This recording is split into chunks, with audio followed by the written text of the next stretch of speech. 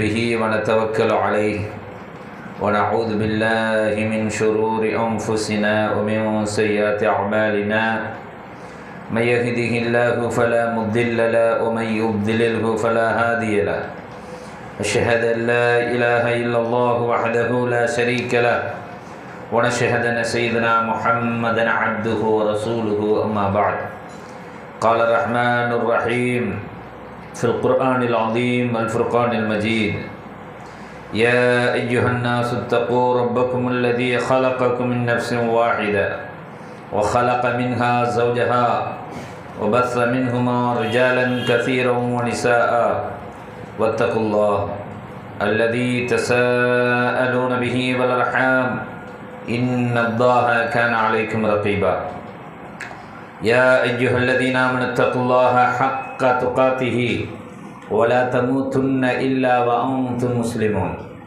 يا أيها الذين آمنوا اتقوا الله وقولوا قولا سديدا يصلح لكم أعمالكم ويغفر لكم ذنوبكم ومن يطع الله ورسوله فقد فاز فوزا عظيما قال النبي صلى الله عليه وسلم من تواضع لله رفعه الله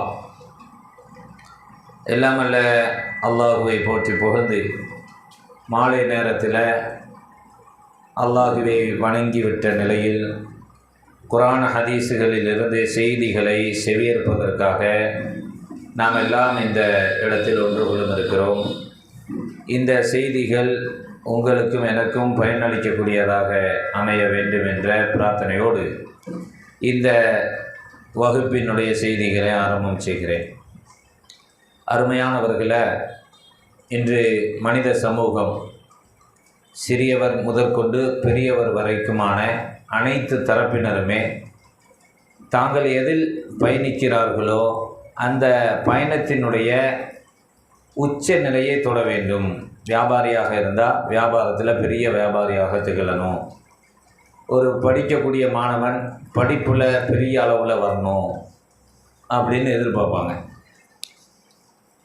அப்போது ஒவ்வொரு நிலைகளிலும் உள்ளவர்கள் அந்தந்த நிலைகளில் தங்களுடைய உயர்ந்த நிலையை தொட வேண்டும் என்று நினைப்பது ஒவ்வொரு மனிதனுடைய ஆசையாக இருக்குது.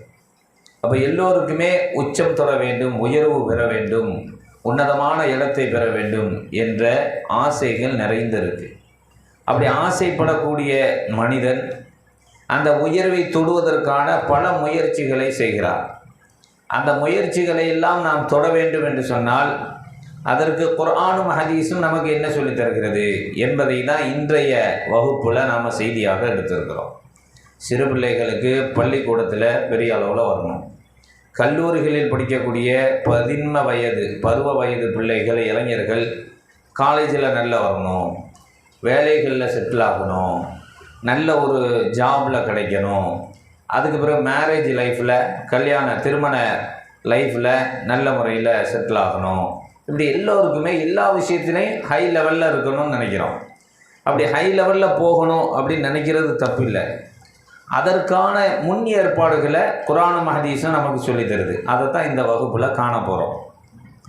என்ன சொல்லுது அப்படின்னு சொன்னால், முஹம்மது ஸல்லல்லாஹு அலைஹி வஸல்லம் அவர்களை பற்றி அல்லாஹ் திருமறை குர்ஆனில் சொல்லித்தரான்.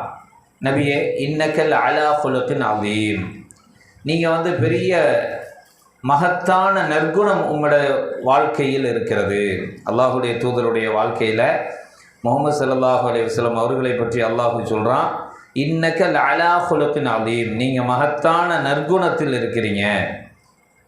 68வது அத்தியாயத்தினுடைய 4வது வசனமாக குறிப்பிடுகிறார். அப்போ முஹம்மது ஸல்லல்லாஹு அலைஹி வஸல்லம் மிக உயர்ந்த நிலையை தொட்டதாக அல்லாஹுவே ரப்புல் ஆலமீன் சொல்லித்தரான்னு சொன்னால், அந்த உயர்வை தொடுவதற்கு அல்லாஹ் என்ன பயிற்சி அளித்தான் என்று சொன்னால், இன்னொரு இடத்துல சொல்கிறான் அல்லாஹ் முஹம்மது ஸல்லல்லாஹு அலைஹி வஸல்லம் அவர்களை, லா தமுத்தன்ன ஐனைக்க இலா மா மத்தஅனா பிஹி 15வது அத்தியாயத்தினுடைய 88வது வசனத்தில் அல்லாஹ் குறிப்பிடுகிறார். 15வது அத்தியாயம் 88. அதில் என்ன சொல்கிறான் அப்படின்னு சொன்னால், நபியே, இந்த உலகத்தில் பல வகையிலும் ஆடம்பரமாக பகட்டாக வாழக்கூடிய மக்களை நீங்கள் பெருசாக எடுத்துக்கலாடியே. அவர்கள் பக்கம் உங்களுடைய கண்களை நீட்டாதீங்க, அந்த பக்கம் போகாதீங்க. நம்மலாம் என்ன நினைக்கிறோம், அந்த வீட்டை பாருங்க, அவன் இப்படி இருக்கான், இந்த வீட்டுக்காரன் இவ்வளோ அழகாக இருக்கான், டாம் டீம்னு போயிட்டுருக்கான், நம்ம இப்படி இருக்கிறோமே அப்படிங்கிற மனநிலையில் ஒவ்வொரு மனிதனும் இருக்கிறான், அடுத்தவர்களை பார்க்குறான். அது அல்லாஹ் ரப்பல் ஆலமீன் முஹம்மது ஸல்லல்லாஹு அலைஹி வஸல்லம் சொல்கிறான், நீங்கள் என்ன செய்யாதீங்க, அடுத்தவர்களுடைய பகட்டு வாழ்க்கையை பார்த்து உங்களுடைய உள்ளங்களை அங்கே கொண்டு போகாதீங்க, அவர்கள் விஷயத்தில் கவலையும் படாதீங்க. ரசூல் ஸல்லல்லாஹு அலைஹி வஸல்லத்துக்கு சொல்கிறோம். இருந்தாலும் வஹ்ஃபித் ஜனாஹக லில் முஃமினீன், இறை நம்பிக்கையாளர்கள் இருக்கிறாங்களே மூமின்கள், அவர்கள் விஷயத்தில் பணிவாக அன்பை காட்டுங்க. முஹம்மது ஸல்லல்லாஹு அலைஹி வஸல்லத்துக்கு அல்லாஹ் பயிற்றுவிக்கக்கூடிய பாடம் என்ன, நீங்கள் மூமின்களுக்கு இடத்துல பணிவோடு நடக்கணும். வஹ்ஃபித், நீங்கள் பணிவை காட்டணும். ஜனாஹக லில் முஃமினீன், மூமின்கள் விஷயத்தில் உங்களுடைய அன்பை அடக்கத்தோடு காட்டணும். அப்போ நம்ம 68வது அத்தியாயத்தில் பார்த்தோம், முஹம்மது ஸல்லல்லாஹு அலைஹி வஸல்லம் உயர்ந்த நிலையை தொட்டதாக அல்லாஹ் ரப்பல் ஆலமீன் சொல்லித்தரான். அந்த உயர்ந்த நிலையை தொடுவதற்கான காரணமாக அல்லாஹ் என்ன சொல்கிறான், மக்களுக்கு மத்தியில் நீங்கள் பணிந்து தான் இருக்கணும், அன்போடத்தான் நடக்கணும். ஏன்னா முஹம்மது ஸல்லல்லாஹு அலைஹி வஸல்லம் ஆளுமை மிக்கவங்க. முஹம்மது ஸல்லல்லாஹு அலைஹி வஸல்லத்தை அல்லாஹ் நமக்கு 33வது அத்தியாயத்தில் எப்படி அறிமுகப்படுத்துகிறான், அந்நபிய்யு அவுலா பில் முஃமினீன். இந்த முஹம்மது நபி யார் தெரியுமா, மூமின்களுடைய உயிரிலும் மேலாக மதிக்கப்படணும்.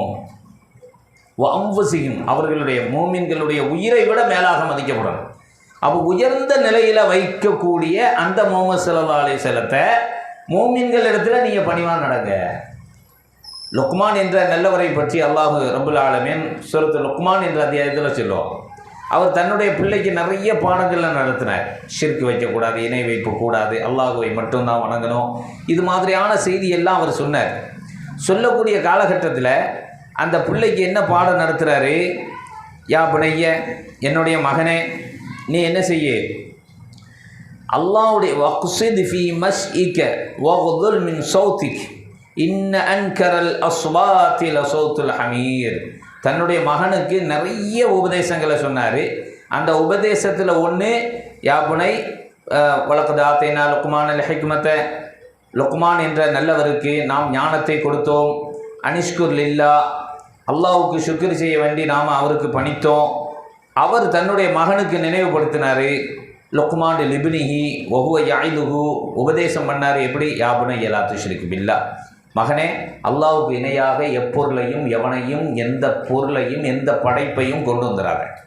இன்ன ஷிர்கல் அதுல்மன் அதீம், அது ஷிர்க் வைப்பது மகத்தான அநியாயமாயிரும், பெரிய அநியாயம், அதை செஞ்சிடார. அப்படி உபதேசிக்கும் போது ஒரு கட்டத்தில் அவர் சொல்கிறாரு, உன்னுடைய வலா துஸஅர் ஹத்தக லின்னாஸ் வலா தம்ஷி ஃபில் அர்தி மரஹா, பூமியில் நீ கர்வத்தோடு ஆணவத்தோடு நடக்காத, பணிவோடு நட. அந்த அல்லாஹுடைய ஞானத்தை பெற்றவர் தன்னுடைய மகனுக்கு என்ன போதிக்கிறாரு, உலகத்தில் நீ ஆணவத்தோடு நடக்கக்கூடாது. அப்படின்னா என்ன அர்த்தம், பணிவோடு நடக்கணும். அந்த செய்தி அல்லாஹ் ரப்பல் ஆலமீன் எவ்வளோ மிக முக்கியமானதாக இருந்தால் ஒரு அத்தியாயத்தில் 31வது அத்தியாயத்தினுடைய தலைப்பாகவே போட்டு லுக்மான் அப்படின்றதே அத்தியாயத்தின் பேர். அதில் அவருடைய உபதேசத்தையே அல்லாஹ் ரப்பல் ஆலமீன் என்ன செய்கிறான், சொல்லித்தரான்னு சொன்னால் பணிவு என்பது மிக முக்கியம். கர்வம் இருக்கக்கூடாது, ஆணவம் இருக்கக்கூடாது என்பதை நாம் உணர்ந்து கொள்ளணும். முதல்ல பாருங்களேன், சொர்க்கத்தில் அல்லாஹ் ஆதமை படைக்கிறான். ஆதமை படைத்து அவருடைய துணையையும் உண்டாக்கிட்டான். உண்டாக்கின பிறகு அங்கே ஏற்கனவே 2 படைப்பு இருக்குது. என்ன 2 படைப்பு, ஒன்று ஜின் இனம், இன்னொன்று வானவர்கள் மலக். இந்த 2 இனம் இருக்கும்போது தான் அல்லாஹ் 3வதாக மனித இனத்தை படைக்கிறான். 3வது படைப்பை படைச்சிட்டு என்ன சொன்னால், ஒக்குல்னா லில் மலாயிகா, வானவர்களுக்கு நாம் சொன்னோம், உஸ்ஜுது லி ஆதம், ஆதமுக்கு சிரம்பணிய வேண்டும், உங்களுடைய கண்ணியத்தை கொடுக்க வேண்டும். வானவர்கள் உட்பட, இப்லீஸ் உட்பட, ஜின்கள் உட்பட அனைவருக்குமான செய்தி. ஃபசஜது, எல்லோரும் கண்ணியத்தை வழங்கினார்கள், இல்லா இப்லீஸ், இப்லீஸை தவிர. அப்போ மனிதனை படைத்தவுடன் அல்லாஹ் ரப்பல் ஆலமீன் என்னுடைய படைப்பு, இந்த படைப்பை நீங்கள் கண்ணியப்படுத்தணும்னு அந்த 2 படைப்புக்கும் சொல்கிறான். அந்த 2 படைப்பு எப்படி படைக்கப்பட்டது, இப்லீஸே சொல்லுவான். அல்லாஹ் கேட்குறான், ஏன்டா நீ மாட்டேன்னு சொன்னேன்னு கேட்பான். அல்லாஹ் வந்து மாமனாக்கு அல்லா தஸ்ஜுது இது அமர்த்து, நான் ஏவி இருக்கும்போது நீ ஏன் மாட்டேன்னு சொன்னேன் அப்படின்னு அல்லாஹ் இப்லீஸ்கிட்ட கேட்பான். அவன் சொல்லுவான், ஹலக்குத்தனி மின்னார் ஹலக்குத்தகு மின்சீன், நான் வந்து நெருப்பினால் படைக்கப்பட்டவன், என்னுடைய ரா மெட்டீரியல் வந்து நெருப்பு. நீ படைச்சிருக்கிய ஒரு படைப்பு ஆதம்ங்கிற படைப்பு, இந்த படைப்பு வந்து மின்சீன் சத்தம் வரக்கூடிய மண்ணிலிருந்து படைக்கப்பட்டிருக்கான். நான் தான் பெரியவன். இதுதான் சொர்க்கத்தில் முதலாவதாக ஃபசாதை ஏற்படுத்தியதின் விளைவு என்ன? நான் என்ற அகந்தான், பணிவு இல்லை. வானவர்கள் யார்? நூறினால் படைக்கப்பட்டவர்கள், ஒளியினால். ஜின்கள் நார் நெருப்பினால் படைக்கப்பட்டார்கள். மனிதன் ட்ரெயின் மண்ணினால் படைக்கப்பட்டான். 3 ரா மெட்டீரியலும் தெரிஞ்சு போச்சு. ஆனால் அந்த 2 படைப்பும் இதை கண்ணியப்படுத்தணும் சொன்னப்ப எல்லோரும் கண்ணியத்தை செலுத்தினார்கள், இப்லீஸை தவிர. அப்போ இப்லீஸ் செய்ய மாட்டேன்னு சொன்னது கூட பெருசு இல்லை. அபா வஸ்தக்பர, அல்லாஹ் சொல்கிறான், அபா மறுத்து விட்டான், வஸ்தக்பர பெருமையும் கொண்டான், நான் என்ற அகத்தோடு இருந்தான். ஒக்கான மினல் காஃபிரீன், அவன் மறுப்பாளர்களில் ஒருவனாக மாறிவிட்டான். அவன் அல்லாஹ் முதலாவதாக இறைவனை எதிர்த்த, அல்லாஹுவை எதிர்த்த ஒரு எதிராளி யாருன்னு சொன்னால் ஆணவம் கொண்டவன் தான். கொலைகாரன் கிடையாது. கொலை செஞ்சவன், வேறு கொள்ளை செஞ்சவன், கொள்ளை அடித்தவன் அவன் இல்லை, பெருமை கொண்டவன் தான். இந்த உலகத்தில் பெருமைங்கிறது எல்லாத்தையும் இருந்துக்கிட்டு இருக்கு. கொலை செய்கிறானுவ, எல்லாம் செய்கிறானுவ, திருடுறானுவ, எல்லாம் செய்கிறானுவா. அதை விட பெரிய பாவமாக இப்லீஸ் செய்தது என்ன? நான் என்ற அகம், அந்த அகந்தை, ஆணவம் சொல்லுவாங்க, செருக்கு, நான் தான். அப்படி வஸ்தக்பரனே சொல்கிறான், இஸ்திக்பார், பெருமையாக, தன்னை பெருமையாக நினைத்து கொண்டான்.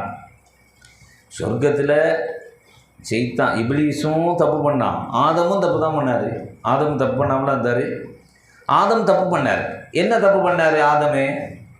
ஆதமுடைய நிலையை பார்த்தேன்னு சொன்னால் அல்லாஹ் சொன்னால், நீனும் உன்னுடைய மனைவியும் இந்த சொர்க்கத்தில் சுகமாக வாழுங்கன்னா, எங்கேனாலும் ஃபகுலு மின்ஹா ஹைசு ஷேத்தும் ரகதன், நீங்கள் சொர்க்கத்தில் எதெல்லாம் பார்க்குறீங்களோ அதெல்லாம் சாப்பிடுங்க, எந்த தடையும் இல்லை. வலா தக்ரபா ஹாதிஹி ஷஜரா, அல்லாஹ் ஒரு இடத்த காட்டி, இந்த இடத்துல உள்ள இந்த மரத்தை நீ தொடக்கூடாது, இங்கே நெருங்கக்கூடாது, தொடக்கூடாது இல்லை, வலா தக்ரபா, நெருங்கவே கூடாது, இவ்வளோதான்.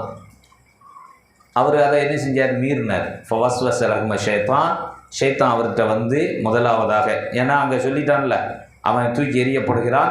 எரியப்பட்டவுடன் அவனே அல்லாஹ்கிட்ட சொல்கிறான், நான் உன்னுடைய அடியார்களை வழிகெடுப்பேன். நான் வழிகட்டு போயிட்டேன்ல, நான் எப்படி வழிகட்டனோ அதே மாதிரி நீ எந்த படைப்பின் மூலமாக நான் வழிகட்டனோ, ஆதமுக்கு கண்ணியம் படுத்தலைன்னு சொல்லி தான் நான் வழிகட்டேன், அந்த ஆதமுடைய சந்ததியை நான் கெடுப்பேன்னா. அல்லாஹ் சொல்லிட்டான், என்னுடைய அடியார்கள் நல்லவர்களை தவிர யாரையும் நீ தொட முடியாது, நல்லவர்களை நீ தொட முடியாது, உன் கூட சேர்ந்தவன் வரதான் செய்வான்னு சொல்லி முடிச்சிட்டான். அப்போ ஆதம்கிட்ட ஃபஸ்ட்டு ஆரம்பிக்கிறான். ஸ்டார்டிங் ஆரம்பமே என்னென்னா ஆதம்கிட்ட தான் ஆரம்பிக்கிறான். அவரையும் அவருடைய துணையும் சேர்த்து வழிகெடுத்து தான். கெடுத்த உடனே 2 பேருமே அப்போ சொர்க்கத்தில் தப்பு பண்ணவங்க. யார்? ஆணவத்தோடு இப்லீஸ். இவர் என்ன பண்ணிட்டாரு? போகக்கூடாதுன்னு சொல்லி தடையை மீறி செய்துட்டார். 2 தடை தான். ஒன்று, செய்ய வேண்டும் என்ற உத்தரவை அவன் மீறிவிட்டான், செய்யக்கூடாது என்ற உத்தரவை இவர் மீறிட்டார். அப்போ 2 பேருமே பாவி தானே, 2 பேருமே தப்பு தான் பண்ணியிருக்காங்க. ஆனால் அவனை அல்லாஹ் ரப்புல் ஆலமீன் என்ன சொல்லிட்டான்? இங்கேருந்து நீ இறங்கி, நீ தூக்கி எறியப்பட்டவனாக ஆகிவிட்டாய். இந்த சின்ன பிள்ளைய படிக்க சொன்னால் படிக்கும். குர்ஆன் ஆரம்பிக்கும் போது என்ன படிக்கணும் சொல்லுங்கள்? ஆரம்பிக்கும் போது என்ன சொல்லி ஆரம்பிப்பீங்க? அஊது பில்லாஹி மினஷ் ஷைத்தானிர் ரஜீம் சொல்லிட்டானா? தூக்கி எறியப்பட்ட ஷைத்தானை விட்டும் பாதுகாப்பு தருகிறேன். அப்போ பெரிய 1000 ஆண்டுகளுக்கு முன்னதாக நடந்த ஒரு வரலாற்று ஹிஸ்ட்ரி அஊது பில்லாங்கிறது. நம்ம சாதாரணமாக சொல்லி போயிட்டே இருக்கோம். மனித சமூகம் படைக்கப்பட்ட நேரத்தில் ஏற்படுத்தப்பட்ட வரலாறு இது. இது நேற்று முந்தா நாள் வந்தது இல்லை, முகமது ஸல்லல்லாஹு காலத்தில் உருவாக்கப்பட்ட வரலாறு அல்ல. அவுது பில்லா அப்படின்னு படித்தா அதனுடைய பின்னணி 1000 ஆண்டுகளுக்கு பின்னோக்கி சென்று பார்த்தா அதில் மனித சமூகம் படைக்கப்பட்ட போது ஏற்படுத்தப்பட்ட குழப்பத்தின் விளைவாக சொல்லப்பட்ட வார்த்தை. உன்னை நான் தூக்கி எறிகிறேன்னு சொன்னான். அந்த தூக்கி எறியப்பட்ட சைத்தான் சொல்லல, தூக்கி எறியப்பட்ட சைத்தான் தானே சொல்கிறோம். அப்போ எவ்வளோ பெரிய ஹிஸ்ட்ரி ஞாபகத்துக்கு. ஒரு ஆசிரியரை பார்க்குறோம், நல்லாசிரியர் விருது பெற்றவர் அப்படின்னா என்ன அர்த்தம்? அவருக்கு நல்லாசிரியர் விருது பெற்ற நிகழ்வுலாம் அவரை சாரும். அவர் பணி செய்த காலம் எல்லாம் அவருடைய பின்னணியில் வரும், ஃப்ளாஷ்பேக். அப்படி தானே? பத்மபூஷன் விருது பெற்றவர் அப்படின்னு சொன்னால் என்ன அர்த்தம்? பத்மபூஷனுக்கு அவர் எவ்வளோ கடின உழைப்பு பெற்றார், பாரத ரத்னா விருது பெற்றார், அது பின்னணி ஒரு வரலாறு இருக்குன்னு அர்த்தம். சும்மா எல்லாரையும் கூப்பிட்டு பாரத ரத்னா வச்சுக்கன்னு கொடுப்பாங்களா? அது நல்லதோ கெட்டதோ அவன் ஒரு சென்சார் வச்சுருப்பான், அவன் ஒரு ஃப்ரேம் பண்ணி வச்சுருப்பான், அதுக்குள்ளே இருந்தால் கொடுப்பான், அது வேறு விஷயம். ஒரு வரலாறு அதில் பொதிந்து இருக்கும். அப்போ இதில் அஊது பில்லாஹி மினஷ் ஷைத்தானிர் ரஜீம் சும்மா சொல்லிட்டு போயிட்டுருக்கோம். அதனுடைய பின்னணி என்ன? மிகப்பெரிய நீண்ட சம்பவம் ஒன்று இருக்கிறது. இஸ்திக்பார், பெருமை அடித்ததின் விளைவாக தூக்கி எறியப்பட்டான். கொலை செய்யலவன், அவன் பெருமை தான் அடித்தான். அதே தப்ப தான் இவரும் பண்ணார், அல்லாஹ்வுடைய கட்டளை தான் மீறினார். ஆனால் இவர்கிட்ட பெருமை இல்லை. ரப்பனா வலம்னா அன்ஃபுஸனா, இறைவா எங்களுக்கு நாங்களே தீங்கிழைத்து கொண்டோம். வ இல்லம் தக்ஃபிர் லனா, நீ மன்னிக்கவில்லை என்று சொன்னால், வதர்ஹம்னா, நீ இரக்கம் காட்டலன்னு சொன்னால், லனகுனன்ன மினல் ஹாசிரீன், நாங்கள் நஷ்டவாளர்களில் உள்ளவர்களாக மாறிவிடுவோம். அப்படி யார் சொன்னால்? ஆதமும் அவருடைய துணையும் தவறு செய்த பிறகு ஆணவத்தை காட்டலை, பணிவை காட்டினார். அவங்களும் தப்பு தானே. சொர்க்கத்தில் செய்த மனிதன் செய்த தவறு அவர் செய்தது ஃபஸ்ட்டு தவறு. ஜின்களில் செய்த இப்லீஸ் செய்தது தான் முதல் தவறு. ஆனால் அவனுடைய தவறு மன்னிக்கப்படலை, அது தூக்கி எறியப்படுகிறது. காரணம் ஆணவம் என்ற திமிரங்க இருந்தது. இவர் செய்த தவறு மன்னிக்கப்படுது, காரணம் பணிவுங்கிறது இருந்தது. எவ்வளோ பெரிய விஷயம், நல்லா தெரிஞ்சுக்கணும். சாதாரண விஷயம் இல்லை. நம்ம சொல்கிறது சாதாரண விஷயம் இல்லை. சும்மா ரப்பனா வலம்னா அன்ஃபுஸனா பேசிக்கிட்டே போயிட்டு இருக்கோம். அஊது பில்லாஹி மினஷ் ஷைத்தானிர் ரஜீம். பின்னணி பெரிய பின்னணி. அதனுடைய வரலாறு ஆயிரம் ஆண்டுகளுக்கு முன்னதாக நடைபெற்ற ஒரு வரலாறு. நேற்று இன்னைக்கு எழுதுனது இல்லை. மனித சமூகம் உருவாக்கப்பட்ட போது ஏற்பட்ட ஒரு பெரிய வரலாறு. அந்த வரலாற்றில் பாதிப்பு ஷைத்தானுக்கு மட்டும் இல்லை. அவன் பெருமை அடித்ததுனால உன்னுடைய அடியாரை கெடுப்பேன்னு சொல்லி இன்றைக்கி நம்மளையும் கெடுப்பேன்ட்டு இருக்கான். அதனுடைய நீட்சி, அதனுடைய தொடர்ச்சி எங்கே இருக்குது? அவனோட முடிஞ்சு போனால் சரின்னு ஒளின்னு விட்டுறலாம், ஒளிஞ்சு போன்னு. அவனோட போகலையே. அதான் ஷைத்தானுக்கு என்ன பேர்? தால்லு முதில்லு. தானும் வழிகட்டு அடுத்தவனையும் வழிகெடுக்கிறவன் அர்த்தம். தான் வழிகட்டு போனான். எதனால் வழிகட்டான்? பெருமையினால், பணிவு இல்லாததால். அடுத்தவனையும் வழிகெடுப்பேன்னா ஆதம்கிட்டே ஆரம்பிச்சிட்டான். இன்றைக்கி உங்களை என்ன வழிகெடுக்க பெரிய விஷயமா? ஆதமே சிக்கிட்டார். அதில் ஆதம் நபியும் அவருடைய துணையும் சிக்கிட்டலாம். அந்த அம்மாவை சிக்கிக்கிட்ட பிறகு அந்த பணிவு தான் அவர்களை உயர்த்தியது. அவனுடைய ஆணவம் தான் அவனை கவுத்தியது. அவன் பணிவு என்பது மிக முக்கியமானது. அதை விட்டுட்டோம் சொன்னால், பணிவு இல்லை என்று சொன்னால் உலகத்தில் நாம் வெற்றி பெற முடியாது. சொர்க்கத்திலே வெற்றி பெறலையே. அவன் பணிவு இல்லாதவன் அழிந்து விட்டான், பணிவு உள்ளவர் வெற்றி அடைந்து விட்டார். அப்போ நாமும் பணிவை கொண்டு வந்தால் வெற்றி பெறலாம். அல்லாஹ் காப்பாற்றணும். பணிவு இல்லாதவன் தோல்விதான் அடைவான். பணிவை எங்கிருந்து ஆரம்பிக்கணும்? 25வது அத்தியாயத்தினுடைய 63வது வசனத்தில் அல்லாஹ் ரப்பல் ஆலமீன் சொல்கிறான். 25ல் 63. வஇபாதுர் ரஹ்மான், ரஹ்மானுடைய அடியார்கள் யார் தெரியுமா? அல்லதீன யம்ஷூன அலல் அர்தி ஹௌனா, அவர்கள் பூமியில் நடந்தால் பணிவோடு நடப்பார்கள். ஏய், என்னுடைய ஸ்டூடெண்ட் யார் தெரியுமா? இவன் தாண்டா ஸ்டூடெண்ட். அவன் மற்றவங்களாம் யார்? மாடா. ஒரு 10 பிள்ளைகளை வச்சு டியூஷன் எடுக்கும்போது ஒரு பிள்ளை மட்டும் நல்லா டேலண்ட்டாக ரிப்ளை பண்ணுறான். நம்ம சொல்லி கொடுத்தத அப்சர்வ் பண்ணுறான், ரிப்ளை பண்ணுறான். இவன் தாண்டா மாணவன், இவன் தான் சூப்பர் அப்படிங்கிறோம். அப்போ மற்றவங்களாம் மாணவன் இல்லை, மிருகம், விலங்கு, ஆடு மாடு அப்படி அர்த்தம். அப்படி இல்லை, எல்லாரும் மாணவன் தான். ஆனால் மாணவன்கிட்ட இருக்க வேண்டிய அனைத்து அடையாளமும் அவன்கிட்ட இருக்குது. அப்சர்வேஷன், அதை புரிந்து கொள்கிறான், அதை ரிப்ளை பண்ணுறான், அதை கிரகிச்சு கொள்கிறான். அப்படி அவனை தான் பிள்ளைன்னு சொல்லுவான். மனுஷன்டா இவன். அவன் மற்றவங்களாம் மாடா. சில பேரை சொல்லுவாங்க, அவன் தான் நான் மனுஷன். எப்படி கேட்டான் தருமா? 2 கேள்வி அழகாக கேட்டான் அப்படியும். அவன் மற்றவங்களாம் மாடா. எல்லாரும் மனுஷன்தான். ஏன்னா நியாயத்தை பேசியவனு சொல்லுவோம். வீரண்டா அப்படின்னா என்ன? மற்றவங்களாம் போல. அப்படி கிடையாது. அந்த அடையாளம் மனிதனுக்கு இருக்க வேண்டிய அந்த நேர்மை, ஒழுக்கம், அந்த பண்பு அது இருந்ததுன்னா அவனை மனுஷங்கிறோம். அவன் அல்லாஹ் எல்லாரும் தான் அடியான். மாரிய பெண் அல்லாவுக்கு அடியான் இல்லையா? அல்லாவுடைய படைப்பு தானே. அந்தோனி ராஜுன்னு ஒருத்தர் இருக்கான், அவன் அல்லாவுக்கு வேற ஆளா? அவனும் அடியான் தான். அப்துல்லா யார்? அல்லாவுடைய அடியான் தான்.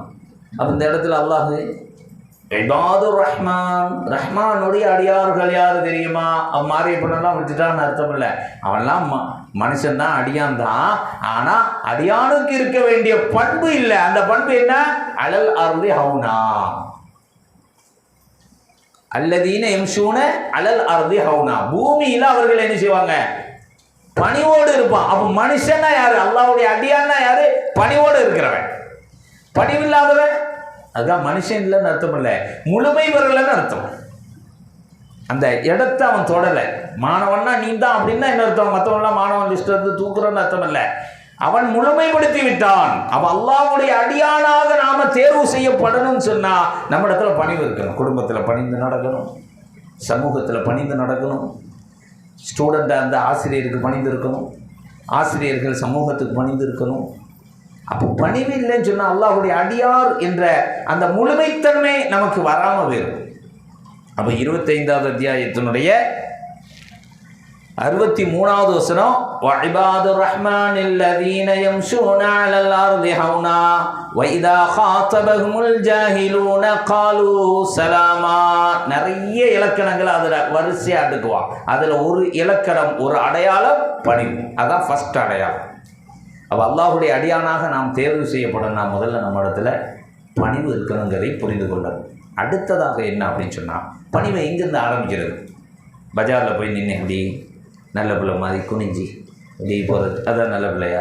பள்ளிக்கு போனால் மட்டும் இப்படி இருந்துட்டு வெளியே வந்தால் அடாவடித்தனம், ரவுடித்தனம், அராஜகம் பண்ணிக்கிட்டு, அட்டூழியம் பண்ணிக்கிட்டு, இதுவா? எங்கேருந்து ஆரம்பித்தோம்? அதையும் புராணம் சொல்லு. பணிவை எங்கேருந்து ஆரம்பிக்கணும்? அடுத்த வீட்டில் இருந்தா, இல்லை எதிர்த்து வீட்டில் இருந்தா, இல்லை வெளிநாடு போயிட்டோன்னா அங்கே போய் பணிஞ்சு அப்படி நல்ல பிள்ளையாக இருந்துட்டு வரதா? ஸ்கூலுக்கு போயிட்டு அங்கே மட்டும் நல்ல பிள்ளையாக இருக்கிறதா? எங்கேருந்து ஆரம்பிக்கணும்? அதையும் இஸ்லாம் சொல்லுது. அல்லாஹ்வுடைய தூதர் முஹம்மது ஸல்லல்லாஹு அலைஹி வஸல்லத்துக்கு அல்லாஹ் சொல்கிறான், தொழுகையை பற்றி ஏவும் போது எப்படி சொல்கிறான்? வ உமர் அஹ்லக பிஸ்ஸலாஹ், நபியே உம்முடைய குடும்பத்தை தொழுகை கொண்டு ஏவுங்க. முதல்ல உன் குடும்பத்தை தொலைவை, எல்லாரையும் தொலை சொல்லு. எதிர்த்து வீட்டுக்காரனா ரெண்டாவது சொல்லு, மாடி வீட்டுக்காரனா ரெண்டாவது சொல்லு. முதல்ல எங்கே சொல்லணும்? உன் மனைவி மக்கள். ஹிஜாபை பற்றி பேசும்போது என்ன சொல்கிறான்? யா அய்யுஹன் நபியோ, நபியே குல்லி அஸ்வாஜிக வ பனாதிக வ நிசாஇல் முஃமினீன யுத்னீன அலைஹின்ன மின் ஜலாபீபிஹின்ன. அல்லாஹ் சொல்கிறான், நபியே உன்னுடைய மனைவிமார்களுக்கு, உன்னுடைய பெண் பிள்ளைகளுக்கு, பிறகு மூமினான பெண்களுக்கு சொல்லுங்க தங்களுடைய ஆடையை சரியாக போடணும்னு சொல்லு. எங்கேருந்து ஆரம்பித்து சொல்கிறான்? ஓ நீ நபியாக இருக்க, ஊரில் போய் எல்லா பொம்பளையும் கூப்பிட்டு ஒழுங்கா ஹிஜாப் போடு அப்படி சொல்ல. அப்போ எங்கேருந்து ஆரம்பித்து சொல்கிறான்? உன் மனைவிட்டேருந்து முதல்ல, உன் பிள்ளைகிட்டேருந்து ஆரம்பி, அடுத்து மூமினான பெண்கள்கிட்ட வா. தொழுகையை சொல்லும் போதும் உன் குடும்பத்திலேருந்து ஆரம்பி. எங்கேருந்து வருது? அதேமாதிரி அல்லாஹ்வுடைய தூதருக்கு அப்படி தான் சொல்கிறான். பணிவை சொல்லும் போது என்ன சொன்னால் 15வது அத்தியாயத்தில் 88 மூமின்கள் விஷயத்தில் பணிவாயிடும், இறக்கம் காட்டு. அப்போ தான் உயர்ந்த நிலையை தொட முடியும். அதுமாதிரி அல்லாஹ் ரப்புல் ஆலமீன் எல்லாத்தையுமே நம்மளை தான் ஆரம்பிக்க சொல்லுவோம். 17வது அத்தியாயத்தில் 23 சொல்கிறான், நம்ம பணிவை எங்கேருந்து ஆரம்பிக்கணும்? அடுத்து விடா, எதிர்த்து விடா, மாடி விடா, இல்லை ஆசிரியரா, இல்லை வேலை செய்கிற இடத்துலேருந்து ஆரம்பிக்கணுமாங்கிற 17வது அத்தியாயத்தில் 23 என்ன சொல்கிறான் பாருங்கள். வகலா ரப்புக அல்லா தஅபுது இல்லா இய்யா, அல்லாஹோ மட்டும்தான் வணங்கணும்னு சொல்லி உங்களுக்கு தலையெழுத்தை எழுதிவிட்டார். ஒபில் வாலிதைனி எஹ்சானா, பெற்றோருக்கு உபகாரம் செய்ய வேண்டும் என்று தலைவிதியாக்கி விட்டார். இம்மா யபுலுகன்ன இந்தகல் கிபரா அஹதுஹுமா அவ் கிலாஹுமா, பெற்றோர் ஒருவரோ இருவரோ முதுமையடைந்த நிலையை நீ பெற்றுக்கொண்டால், நீ பெரிய பிள்ளை ஆயிட்டேன்னு சொன்னான். ஃபலா தகுல் லஹுமா உஃப், சீன்னு சொல்லக்கூடாது. ஒலா தன்ஹர்ஹுமா, ரெண்டு பேரையும் விரட்டக்கூடாது. ஒகுல் லஹுமா கௌலன் கரீமா, ரெண்டு பேருக்கும் கண்ணியமான சாஃப்ட் வார்த்தையை தான் யூஸ் பண்ணணும், கடின வார்த்தைகள் யூஸ் பண்ணக்கூடாது. தாய் தகவலில் பேசும்போது நளினமாக தான் பேசணும். வஹ்ஃபித் லஹுமா ஜனாஹ துல்லி மினர் ரஹ்மா, ரெண்டு பேருக்கும் உன்னுடைய பணிவு என்னும் ரெக்கையை தாழ்த்துவீராக. அவன் பணிவு எங்கேருந்து ஆரம்பிக்கணும்? வீட்டிலேருந்து ஆரம்பிக்கணும். தாய் தகப்பன்ல தான் ஆரம்பிக்கணும். இங்கே பணியாதது அங்கே பணியாது, வீட்டுக்கு அடங்காது ஊருக்கு அடங்காது. அப்போ வீட்டில் அடங்கி பழகணும். அப்போ நம்முடைய பணிவு உயர்வை பெறுவதற்கு நாம் முயற்சிக்கிறோம். படிப்பில், வணிகத்தில், வியாபாரத்தில், தொழிலில் நல்ல மனிதனாக பேர் எடுக்கணும்னு நினைக்கிறோம். முதல்ல தாய் தகப்பன் எடுங்குது, அங்கேருந்து ஸ்டார்ட் பண்ணணும். அல்லாஹ் எல்லாத்தையுமே குடும்பத்திலேருந்து ஆரம்பிப்பான். தொழுகையை ஆகணுமா குடும்பத்திலேருந்து வா, ஹிஜாபு போடணுமா குடும்பத்திலேருந்து வா, நல்லதை ஆகணுமா உன் குடும்பத்துக்கு முதல்ல சொல்லு, ரெண்டாவது ஊருக்கு சொல்லு. அப்போ நீ பணிவு என்ற பண்பை அல்லாஹுக்கு பொறுத்து, அல்லாஹுக்கு பிடித்தமான அடியானாக இருப்பதற்கான அந்த பண்பு, அந்த இலக்கணம் உன்னிடத்தில் இருக்கணுமா, முதல்ல தாய் தகப்பனுக்கு பணிந்து நட. அந்த பணிவு உன்னிடத்தில் வந்துச்சுன்னு சொன்னால் நீ என்ன பண்ணிடலாம், உயர்ந்த நிலையை தொடலாம். அவன் பணிவு இல்லை என்று சொன்னால் சொர்க்கத்திலே இருந்தாலும் சரி அவன் தருதலையாக போயிடுவான். பணிவு இல்லைன்னு சொன்னால் அவன் உலகத்தில் இருந்தாலும் சொர்க்கத்தை தொட்டு விடுவான். அதுக்கு ஆதம் சொர்க்கத்தில் இருக்கும்போது தான் வழிகட்டு போயிட்டார். வழிகட்டுன்னா நீங்கள் அப்படி எடுத்துடாதீங்க, தவறு செய்து விரட்டப்பட்டார். அவரையும் அல்லாஹ் என்ன சொல்கிறான், போ பூமிக்கு போ, நீ மட்டும் இல்லை பாதுக்கும் இல்லை பாதுன்னு அதுவும் நீனும் உன் சந்ததியும் போங்க, பூமிக்கு போங்கன்னு தானே விரட்டி விட்டான். அவனையும் விரட்ட தான் செஞ்சான். அப்போ சொர்க்கத்தில் இருந்தாலும் பணிவு இல்லை என்று சொன்னால் வெளியே வந்துடணும். பணிவு பூமியில் இருந்தால் சொர்க்கத்தையே தொட்டுடலாம். ஆதம் அதுக்கு உதாரணம், ஷைத்தானும் அதுக்கு உதாரணம். அப்போ பணிவை நாம் உலகத்தில் படித்து கொள்ள வேண்டும். இந்த பணிவு இருந்தால் தான் நாம் ஆகிரத்தில் மிக பொருத்தமான சொர்க்கத்தில் நாம் இருக்க முடியும். அந்த பனி இஸ்ரவேல் சமூகத்தை அல்லாஹ் ரப்பல் ஆலமீன் நிறைய சொல்கிறான். அதில் முஹம்மது ஸல்லல்லாஹு அலைஹி வஸல்லம் சொன்ன ஒரு செய்தி என்ன, மன் தவாதஅ லில்லாஹி ரஃபஅஹு அல்லாஹ். எவர் அல்லாஹ்வுடைய விஷயத்தில் பணிந்து நடக்கிறாரோ ரஃபஅஹு அல்லாஹ், அல்லாஹ் உயர்த்துகிறான்.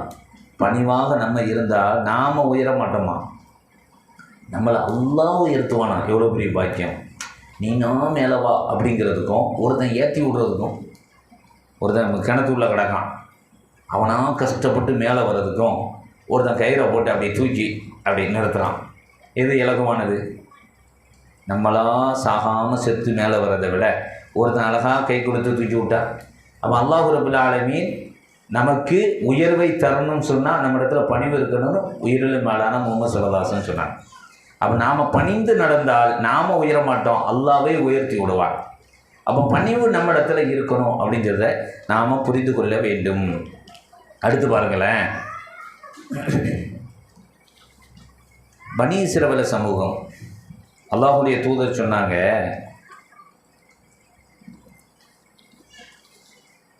அன் அபீ ஹுரைரா ரலியல்லாஹு அன்ஹு, அபூ ஹுரைரா அவர்கள் அறிவிக்கக்கூடிய செய்தியாக பார்க்குறோம். கால நபி ஸல்லல்லாஹு அலைஹி வஸல்லம், அல்லாஹ்வுடைய தூதர் சொன்னாங்க, மா நகஸத் ஸதகத்து மின் மாலின் வமா ஸாதல்லாஹு அப்தன். அதாவது ஒருவன் சதக்கா தர்மம் செய்கிறான்னு சொன்னால் அவன் பொருள் குறையாது, அல்லாஹ் அவனுக்கு அதை அதிகப்படுத்தாமலே தவிர. அவன் சதக்கா கொடுத்தோன்னு சொன்னால், தர்மம் செஞ்சோன்னு சொன்னால் அது குறைவு அல்ல. நம்மெல்லாம் கொடுத்துட்டோம் எங்கிட்ட போயிட்டுன்னு நினைக்கிறோம். அது ஃபிக்ஸட் ஆகிட்டு டெபாசிட் ஆகிட்டுங்கிறது நமக்கு தெரியலை. தர்மம் என்பது டெபாசிட், நமக்கு செலவழித்தது அது எக்ஸ்பென்சிவ், அது ஃபிக்ஸடு, இது எக்ஸ்பென்சிவ். அதாவது இது செலவினத்தில் போகும். எனக்கு நான் செலவழித்தால் அது செலவில் போயிடும். ஆனால் பாவப்பட்டவனுக்கு, இல்லாதவனுக்கு நான் கொடுத்துட்டேன்னு சொன்னால் அதைத்தான் நம்ம செலவுன்னு நினைக்கிறோம். ஆனால் அதுதான் அல்லாஹ் அதிகப்படுத்துவான்னு முஹம்மது ஸல்லல்லாஹு அலைஹி வஸல்லம் சொன்னாங்க. அடுத்து சொன்னாங்க, ஒரு மனிதன் தவறு செய்து விட்டால் அவனை மன்னித்து விட்டால் இவன் குறைஞ்சி பெற மாட்டான், அல்லாஹ் அவனை மன்னித்தவனை உயர்த்துகிறான். இது ரெண்டாவது. அடுத்து, அல்லாஹுக்காக யார் பணிந்து நடக்கிறானோ அவனை அல்லாஹ் உயர்த்தாமல் இருப்பதில்லை. ஒமா தவாலஅ அஹதுன் லில்லாஹி இல்லா ரஃபஅஹுல்லாஹ். ஒருவன் அல்லாஹுக்காக பணிந்து நடக்கிறான். அதான் நம்ம ஏதாவது தவறு செய்ய அல்லாஹுக்காக மன்னிச்சுக்கோ அப்படின்னு சொல்கிறோமா? இந்த பழக்கம் தான். அல்லாஹ் ரசூலுக்காக அப்படி சொல்லக்கூடாது. நல்லா தெரிஞ்சுக்கணும். அல்லாஹ் ரசூலுக்காக மன்னிப்பு கேட்டுக்கிறேன், ரசூலை கொண்டு வரக்கூடாது. முஹம்மது ஸல்லல்லாஹு அலைஹி வஸல்லம் உயிரோடு மேலானவங்க தான், அதில் சந்தேகம் இல்லை. ஆனால் அல்லாஹுக்கு அடுத்து தான். அந்த ட்ராக்கில் போகக்கூடாது. அந்த ட்ராக்கில் கொண்டு அல்லாஹ் ரசூலுக்காக மன்னிச்சுக்க நிறைய பேர் சொல்லுவாங்க, அது ஷிர்க். அல்லாஹுக்காக மன்னிச்சுக்கான்னு கேட்கலாம். அல்லாஹ் ரசூல் கொண்டு வரக்கூடாது. அவர் ரசூல் குறைஞ்சவரா? கூழ்நாள், ரொம்ப கூழ்நாள். தாய் யார்? தாய், என்னுடைய தாய் யார்? புனிதமானவள். மனைவி கண்ணியமானவள். ரெண்டையும் இடம் மாற்ற முடியாதில்ல. என் மகள் அன்புக்குரியவர், பாசத்துக்குரியவர். இடம் மாற்ற முடியுமா? என் சகோதரி அன்பானவள். எல்லாரும் பொம்பளை தான், தாய் பொம்பளை தான், மக பொம்பளை தான், பொண்டாட்டி பொம்பளை தான், சகோதரி பொம்பளை தான். இடம் மாற்றினா ட்ராக்கு பிரச்சனையாயிடும், ஃபீஸ் போயிடும். அல்லாஹ் உயர்ந்து அல்லாஹுடைய அது ஒரு ட்ராக், அது ஒரு சிறப்பு. அப்போ அல்லாவுக்காக மன்னிச்சுதான் கேட்கணும். அவன் அல்லாஹ் அப்படி மன்னிப்பு கேட்க பணிந்து இருந்தால் அல்லாஹ் உயர்த்துகிறான் முஹம்மது ஸல்லல்லாஹு அலைஹி வஸல்லம் சொன்னான்.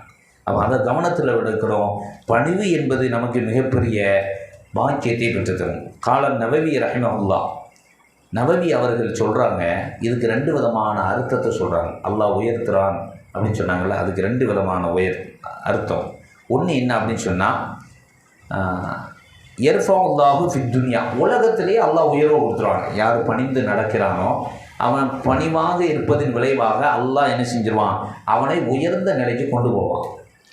ஒயிஸ்பித்துலகு, அவனை அல்லாஹ் என்ன செய்வான், மற்ற மனிதர்களுக்கு உள்ளத்தில் சிறந்தவனாக காட்சியளிக்க செய்வான். இப்போ நம்ம பணக்காரனாக இருக்கோம், ஒருத்தன் சொல்கிறான் நான் ஒன்றும் பணக்காரனாக இருக்க மாட்டேன், பிச்சைக்காரன் தான் சொல்கிறேங்கிறான். என்ன சொல்லி ஒருத்தன் சொல்கிறான், இது என்னடா பணம், நீ பிச்சைக்காரன் தான்டா அப்படிங்கிறான். நம்ம என்ன செய்ய முடியும்? கோடி ரூபா வச்சுருந்தாலும் பிச்சைக்காரன் தான் அவன் மனசில். அவன் சொல்கிறான் நான் ஒன்று பிச்சைக்காரனாக தான் பார்ப்பேங்கிறான். என்ன செய்ய முடியும்? தலைகீழ நின்று காட்டினாலும் நான் ஒன்று பிச்சைக்காரன் தான் சொல்லுவேன். என்ன செய்ய முடியும்? ஒன்றும் செய்ய முடியாது. அப்போ அவன் மனசை யார் மாற்றணும்? அல்லாஹ் தான் மாற்றணும். அதான் அவங்க சொல்கிறாங்க, அல்லாஹ் மற்ற மனிதர்களின் உள்ளத்தில் உன்னுடைய இஸ்ஸத்தை உயர்த்தி விடுவான். கண்ணியத்தை, இஸ்ஸத்துனா தெரியும், கண்ணியம். இது ஒரு வகை.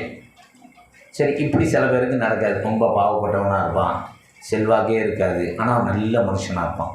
ஆனால் ஊருக்காரன் எவனும் மதிக்க மாட்டான். ஜமாத்தில் போனால் நான் கிடக்கேன் அப்படின்ட்டு போயிட்டே இருப்பான். ஆனால் நல்ல மனுஷன், சாதுவானவன். இப்போ இவனுக்கு என்ன? அதுக்கு ஒரு விளக்கம் சொல்கிறாங்க நவவி அவர்கள். அல்லாஹ் மறுமையில் அவனுடைய அந்தஸ்தை உயர்த்தி விடுவான். இங்கே இழிவாக பார்த்தவங்க அங்கே பார்த்தா பயங்கரமான இடத்துல இருப்பார். என்னடா இங்கே இருக்கும், என்னமோ லேஸ் மாதம் நினச்சவங்க, கரீபாக நினச்சோம், பரதேசியா, ஒன்றும் இல்லாதவன், இதெல்லாம் எல்லாம் ஆளா அப்படின்னு நினச்சோம். என்ன இவ்வளோ பெரிய அந்தஸ்து இருக்கும், மூக்கு மேலே கை வச்சு பார்ப்பான்.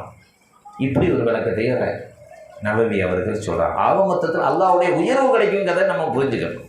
பணிவு இருந்தால் உயர்வு நிச்சயம். உயர்வு என்ன செய்யாது, நமக்கு இல்லாமல் போகாது, உயர்வு கிட்டோம். அப்போ பணிவை நம்ம குடும்பத்திலேருந்து ஆரம்பித்தோம். தாய் தகப்பன், மாமா மச்சான், குடும்ப ரத்த உறவுகள்லேருந்து ஆரம்பிக்கணும் அப்படிங்கிறத நாம் புரிந்து கொள்ள வேண்டும். அடுத்து அல்லாஹ் ரப்பல் ஆலமீன் 2வது அத்தியாயத்தில் 58வது வசனத்தில் குறிப்பிடுகிறான் ஒரு செய்தி. அந்த செய்தி என்ன அப்படின்னு சொன்னால், பனி இஸ்ரவேல் சமூகத்தை பற்றி பேசுகிறான். 2வது அத்தியாயத்தில் 58 எடுத்து படித்து பார்த்துக்கங்க. ஒய்துக்குள்னா, நாம் சொன்னோம், உதுகுலு ஹாதிஹில் கரியா, இந்த வில்லேஜுக்குள்ளே போங்க, இந்த கிராமத்துக்குள்ளே, இந்த பூமி, அந்த ஊருக்குள்ளே போங்க. பனி இஸ்ரவேல் சமூகம் ரொம்ப அட்டூழியம் பண்ணவன். மூசா நபி கூட உட்காந்துக்கிட்டே எல்லாத்தையும் வாங்கி அனுபவிப்பான், நன்றி கிட்ட மாதிரி நடப்பான். அவனுக்கு எல்லாரும் சொர்க்கத்திலேருந்து உணவே கொடுத்தான் பூமிக்கு. சொர்க்கத்தில் போய் உணவு தின்னுவது ஒரு வகை. சொர்க்கத்திலிருந்து மண்ணு செல்வா எங்கேருந்து வந்தது? மேலேருந்து தான் வந்தது. பூமியில் உள்ள உணவு கிடையாது. அல்லாஹ் சொல்கிறான், நாம் மேலே இருந்து அவனுக்கு மண்ணு செல்வாங்கிற உணவு கொடுத்தோங்கிறான். அப்படி மண்ணு செல்வாவை தின்னுட்டே அட்டூழியம் பண்ண பையார் பனி இஸ்ரவேல் சமூகம். அவ்வளோ மோசமானவங்க. இந்த அளவுக்குன்னா ஒரு கொலை விழுந்து போச்சு, அவனோ வகையில் ஒரு கொலை விழுந்து போச்சு. கொலையை கண்டுபிடிக்கணும், துப்பறிக்கணும். மூசாட்ட கேட்குறானோ, என்ன செய்ய, எவன் கொண்டான்னு தெரியல, ஆளை கண்டுபிடிக்கணும். சிபிஐ விசாரணை கமிஷன் வைக்கணுங்கிறான். விசாரணை கமிஷனுக்கு ஏற்பாடாகுது. அப்போ அல்லாஹ் சொன்னால், நபியே மூசாவே அந்த மக்கள்கிட்ட சொல்லுவோம், ஒரு மாடை அறுக்க சொல்லியா, ஒரு மாடை அறுக்க சொன்னான். இவன் என்ன செய்யணும், மாடை அறுத்துட்டோம்ல. அவன் கேட்டான், காலுதோடனா ரப்ப கைபை இல்லைனா மாகிய, அந்த மாடு என்னதுன்னு கேளு, ஓன் ரப்பிட்ட கேளுன்னா. எவ்வளோ திமிரு! நம்ம ரப்பிட்ட கேளுன்னு சொல்லணும். அந்த வசனத்தை படிங்க 2வது அத்தியாயத்தில். காலுதோடனா ரப்பக்க, ரப்பனா நம்முடைய ரப்பிட்ட கேளுன்னு சொல்லலை. எவ்வளோ பெரிய கள்ளத்தனம் தான் இப்படி சொல்லுவான். அதான் அல்லாஹ் சொல்லுவான், நிறைய அருட்கொடைகளெல்லாம் சொல்லி சொல்லி உனக்கு அதை செஞ்ச நாடா, இதை செஞ்ச நாடா, அப்படி பட்டியல் போடுவான். சூரத்து பக்கராலே பார்க்கலாம். அந்த மாடு என்ன மாடு, வயலை உளுந்ததா உழாததா, அது கிழட்டு மாடா நல்ல மாடா, இப்படிலாம் ஓன் ரப்பிட்ட கேளு, ஓன் ரப்பிட்ட கேளுமா. அவ்வளோ நன்றி கெட்ட மக்கள். எல்லாத்தையும் அனுபவிச்சுட்டு ஓன் ரப்புன்ட்டு போயிடுவான். ஓன் ரப்பை கூட்டு வா சண்டை போடுவோம்மா. பைத்துல் முகத்தஸுக்கு இந்த இடத்துக்கு போச்சு விட்றான் அல்லாஹ், நீங்கள் போங்கடா ஹாதியில் கரியா ஃபகுலு மின்ஹா ஹைத்து ஷித்தும் ரகதன், அங்கே போய் நல்ல விதமாக சாப்பிடு. ஒதுகுலுல் பாபா சுஜ்ஜதன், அந்த என்ட்ரன்ஸில் உள்ளே போகும்போது ஆர்ச் இருக்கும்ல, ஒவ்வொரு ஊர்களையும் அந்த காலத்தில் ஆர்ச் இருக்கும். இப்போ நம்ம டவுன்லேயே பாருங்கள் ஆர்ச் இருக்கும். ஒவ்வொரு மக்களுமே அங்கே கேமலாபாத்து போகும்போது பாருங்கள் அந்த ஊர் வாசலில் ஒரு ஆர்ச் இருக்கும். அது என்ட்ரன்ஸ் வச்சுருப்பாங்க. அது இந்த காலத்தில் அது இல்லை. அந்த காலத்தில் அந்த ஆர்ச்லாம் இருக்கும். அப்போ அல்லாஹ் சொல்கிறான், நீ அந்த ஊருக்குள்ளே நுழையும் போது ஒதுகுலுல் பாபா சுஜ்ஜதன், சிரம்பணிந்தவனாக உள்ளே போகணும், பணிந்து தான் போகணும். உனக்கு அந்த பூமியை பைத்துல் முகத்தஸ் இன்னைக்கு வரைக்கும் பஞ்சாயத்து ஓடிக்கிட்டு இருக்குல்ல, அந்த இடத்துக்கு நீ உள்ளே போ, உனக்கு அதை அல்லாஹ் நசீபாக்கிட்டேன், நீ போய் எடுத்துக்க. அந்த இடத்துல போய் ஆட்சி அதிகாரத்தில் நீ கையை எடுத்துக்க. ஆனால் உள்ளே போகும்போது சுஜ்ஜதன் என்ன செய்யணும், சிரம்பணிந்தவனாக போகணும். வகூலு, அங்கே நீ சொல்லணும், ஹித்தத்துன் நஃபிர் லக்கும், ஹித்தத்துன் என்னுடைய பாவச்சுமை அப்படின்னு ஸ்டேட்மெண்ட் கொடுத்து தான் போகணும். நீ பாவி, உள்ளே உனக்கு இந்த இடத்த தரேன், ஆனால் உள்ளே போகும்போது நான் பாவம் செஞ்சிட்டேன் அப்படின்னு ஒப்புதல் அழிச்சுட்டு தான் உள்ளே போகணுன்னா. அவன் அங்கே போய் பாருங்கள் 2வது அத்தியாயத்தில் 59 சொல்கிறான், ஃபபத்தல் அல்லதீன வலமும் கௌலன், அநியாயக்காரர்கள் மாற்றி விட்டார்கள், கைரல்லதே கீழலும், அவர்களுக்கு ஹித்தத்துன்னு சொல்லப்பட்டது, அதை மாற்றி வேற வாசகத்தை சொல்லிட்டான். தஃசீரில் என்ன சொல்கிறான், ஹிந்தத்துன்னு சொன்னானா, ஹித்தத்துன்னு சொல்ல நான் சொல்ல ஹிந்தத்துன்னு சொன்னானா. ஹிந்தத்துனா கோதுமை. சில பேர் அப்படி இருப்பான், இப்படி சொல்லுன்னா அப்படி தான் சொல்லுவேம்மா. அதே மாதிரி அந்த மக்கள் அப்படி இருந்தான். ஹித்தத்துன்னு சொன்னால் அப்படிலாம் சொல்ல மாட்டேன், படியவே இல்லை. அல்லாஹ் என்னதுமா செஞ்சான், ஃபஅன்ஸல்னா அலல்லதீன ஸலமூ ரிஜ்ஸம் மினஸ் ஸமாயி பிமா கானு யஃப்ஸுகூன், அவர்கள் பாவித்தனத்தை செய்ததின் விளைவாக வானத்திலிருந்து அவர்கள் மீது தண்டனை இறக்கிட்டோன்ட்டான். பணி அங்கே வரல, சிரம்பணிந்து போடான்னு சொல்கிறேன், உனக்கு இந்த பைத்துல் முகத்தஸை நான் உனக்கு நசீபாக்குறேன் போங்கிறேன். நீ அங்கே போய் நின்றுக்கிட்டு நான் குனிய மாட்டேன், ஹித்தத்து சொல்ல மாட்டேன் அப்படின்னு சொன்னால் திமிரு தானே உனக்கு. இந்த திமிருக்கு அல்லாஹ் சொல்கிறான் பாருங்கள், 5வது அத்தியாயத்தினுடைய 20வது வசனத்திலிருந்து பார்த்தா தெரியும். அதில் கடைசியாக ஒரு வசனம் சொல்லுவான், 26வது வசனம் 5வது அத்தியாயத்தில் 26, قال فإنها محرمة عليهم 40 سنة, 40 ஆண்டு காலம் உனக்கு இந்த இடத்துக்கே போகக்கூடாது, உனக்கு 144 போட்டேன்ட்டான். எத்தனை வருஷம், ஒரு தலைமுறை, 40 இயர்ஸ், 40 ஆண்டு காலம் முஹர்ரமத்துன் உன் மீது தடை செய்யப்பட்டு விட்டது, அலைஹிம் அவர்கள் மீது 40 சனத்தை, 40 ஆண்டு காலம் நீ உள்ளே போகக்கூடாது. ஏன்னா அவங்களோட பணிவு இல்லை. இவ்வளோ பெரிய இழப்பு, சாதாரண இழப்பா. கொஞ்சம் லேட்டாக போயிட்டோன்னு சொன்னால் வெளியே விட்டு ஆப்ஷன் போடுறாங்க ஸ்கூலில், ஒரு 2 நிமிஷம் லேட்டு, 5 நிமிஷம் லேட்டாக போனால் ட்ரெயினு போயிட்டு 1500 ரூபா அம்பேன்னு போயிடுச்சு. அப்படி தானே, நெல்லை எக்ஸ்பிரஸை பிடிக்க முடியலைன்னா தக்கலில் போட்ட துட்டு எனக்கு நான் போயிடும். கரெக்டாக பஞ்சுவார்த்தியாக நீ என்ன செய்யலை, அவன் சொன்ன நேரத்துக்கு கட்டுப்பட்டு நீ போகாதனால தக்கலில் போட்டாலும் சரி எதில் போட்டாலும் சரி காசு கிடையாது. ஒன்று நான் அந்த ஊருக்குள்ளே குனிந்த நிலையில் சஜிதா செய்த நிலையில் போன்னு சொல்கிறேன், நீ அங்கே வந்து நின்றுக்கிட்டு ஹிந்தத்துன்னா சொல்கிற, 40 ஆண்டு காலம் உனக்கு 144, நீ உள்ளே போகக்கூடாது அப்படின்னு அல்லாஹ் என்ன செஞ்சிடான். 5வது அத்தியாயத்தினுடைய 26 எத்தீகுன ஃபிலார், பூமியில் அப்படியே அலாடா ஃபலா தஸ் அலக்குமில் ஃபாசகி. அப்போ அல்லாஹ் வந்து மிகப்பெரிய தண்டனையை கொடுத்துட்டான். பணிவில்லை என்று சொன்னால் மிகப்பெரிய இழப்புகள் தான் தேரும், உயர்வு கிட்டாது. பணிவு இருந்தால் மிகப்பெரிய உச்சத்தை தொடலாம். அப்போ நம்முடைய பிள்ளைகளுக்கும் சொல்லிக் கொடுக்கணும், நாம் குடும்பத்துக்கு பணிந்து நடக்கும். நான் தாங்கிற ஆக இருந்தால், நம்மை விட அறிவுல கூடினவன் இப்லீஸு, ஆனால் அவன் அழிந்து போயிட்டான். அவனுக்கு பிறகு படைக்கப்பட்டவர் தான் ஆதமு, அவர் உயர்ந்து விட்டார். ஏன், பணிவு தான். பணிவு இருந்தால் தான் நாம் உச்சத்தை தொட முடியும். பணிவு இல்லை என்று சொன்னால் உச்சத்தை தொட முடியாது. அப்போ இந்த வசனமும் நமக்கு என்ன சொல்லுதுன்னா, உயர்ந்த நிலையை தொட வேண்டும் என்று சொன்னால் பணிந்தாக வேண்டும். பனி இஸ்ரவேல் சமூகத்துக்கு பணிவே கிடையாது. அதான் அல்லாஹ் இன்னொரு இடத்துல சொல்லுவான், துரிபத் அலைஹிம் தில்லத்து வல் மஸ்கன, அவர்கள் மீது இழிவும் மஸ்கனத் வறுமையும் சாட்டப்பட்டது. இன்றைக்கும் இஸ்ரவேலர்களுக்கு என்ன இல்லை, தனி நாடே கிடையாது.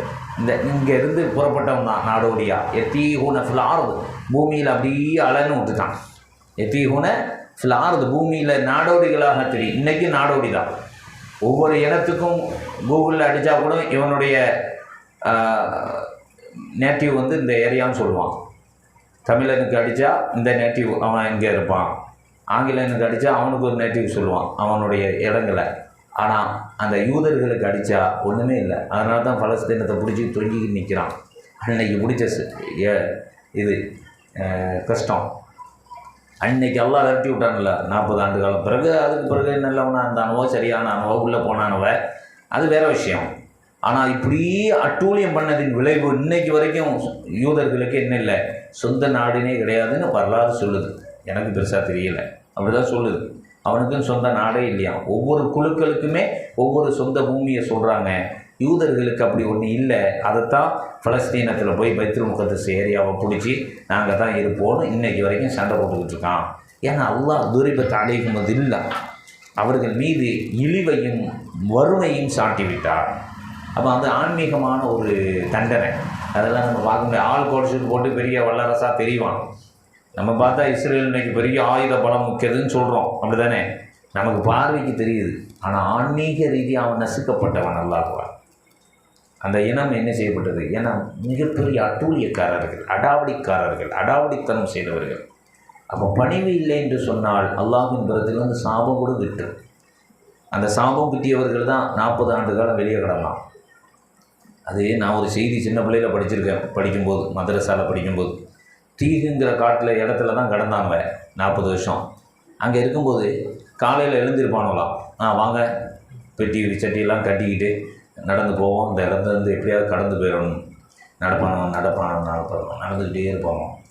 மாலையில் வந்து பார்ப்பானெல்லாம் அதே இடத்துல நிற்பானான். அவனுக்கு சாட்டப்பட்ட இழிவு.